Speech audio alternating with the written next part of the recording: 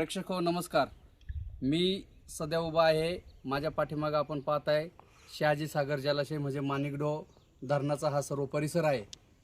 गेल्या 5-6 दिवसापासून आपण पाहतोय सोशल मीडियामध्ये आपल्याला बातम्या येतात की हा जो भाग आहे ही धरण क्षेत्रातील जी जागा आहे इथून मोठ्या प्रमाणामध्ये माती उत्खनन होत आहे आणि माती माफिया इथून राजरोजपणे दररोज रात्री 30 ते 40 हायवा ट्रक घेऊन या ठिकाणावरून जाताना ग्रामस्थ लोक किंवा आजूबाजूचे जे काही गावकरी मंडळी आहेत ते सांगतात.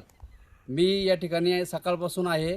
सकाळपासून आज पाटबंधारे खात्याचे अधिकारी आणि इथले ग्राम महसूल अधिकारी महसूल विभागाचे हे सकाळपासून या ठिकाणी ठाण मांडून बसलेले आहेत आणि म्हणून इथं सकाळपासून एकही गाडी आलेली नाही. याचं कारण का जे माती माफिया आहेत यांच्यापर्यंत पूर्णपणे खबर जाते की या ठिकाणी अधिकारी पोचलेत आणि म्हणून ते या ठिकाणी गाड्या आज आलेल्या नाहीत. परंतु आपण जर बाजूनी पाहिलं तर खूप मोठ्या प्रमाणामध्ये या ठिकाणी धरण क्षेत्रामध्ये उत्खनन झालेलं आहे.